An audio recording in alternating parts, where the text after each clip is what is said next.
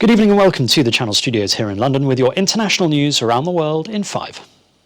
The 2020 Nobel Peace Prize has been awarded to the United Nations World Food Programme for its efforts to combat hunger.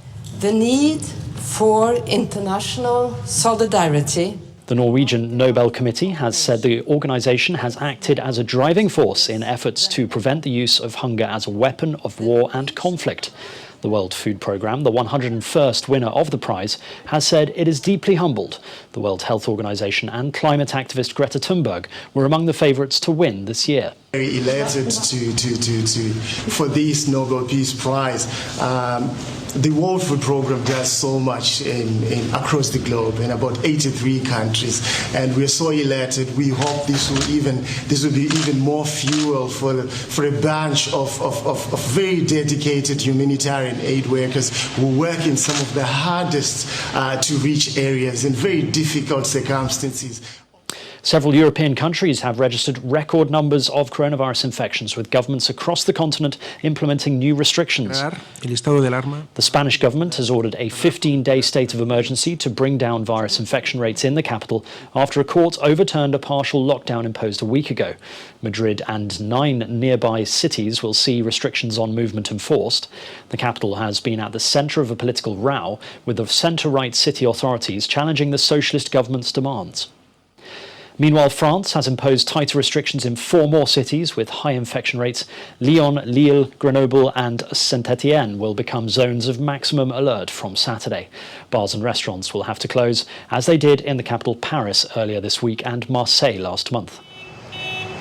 Elsewhere in the world, COVID-19 cases in Nepal have passed 100,000 and are rising at a faster rate than both Pakistan and Bangladesh, which have far larger populations. Nepal's biggest city of Kathmandu and its surrounding areas account for more than 1/3 of all infections.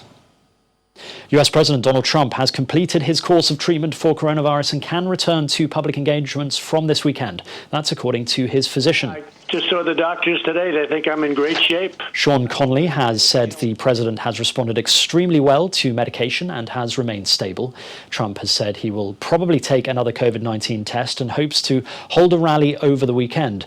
It comes after the president announced that he won't take part in a virtual debate with his Democratic rival Joe Biden. 4 people abducted and detained in Mali, including 75-year-old French charity worker Sophie Petronin and ex-Malian opposition leader Soumali Cissé, have been released. Petronin, who was seized in December 2016, was the last French citizen to be held hostage anywhere in the world. 2 Italian nationals were also freed, that's according to the Malian government. The release was part of a prisoner swap for more than 100 jihadists believed to be affiliated to Al-Qaeda. The Malian presidency has not revealed how it was able to free the hostages.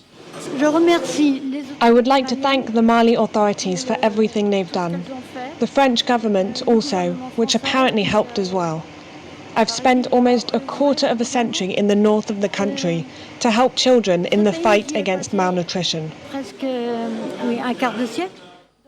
Catalan separatists have taken to the streets of Barcelona to protest against Spain's King Felipe and Prime Minister Pedro Sanchez's visit to Barcelona for an economic conference. Chanting slogans against Spanish royals and holding signs reading "Catalonia does not have a king," protesters burned posters with the king's picture. Catalonia's separatist drive has dominated Spanish politics for years, especially since the Regional Assembly made a unilateral declaration of independence in October 2017, following a referendum declared illegal by judges. And finally, a prodigy pianist with a difference. That's because this French concert pianist is just 6 years old. Guillaume Benolil has already been selected to perform on stage in a concert after winning 2 prizes in the Grand Prize Virtuoso competition. He picked up first prize in the Young Musician category and a special prize in the Exceptional Young Talent category. His parents realised he had a perfect musical ear from when he was just 1 year old and would play with the piano keys at home. And that's your international news around the world in 5. Now back to the Channel Studios in Lagos.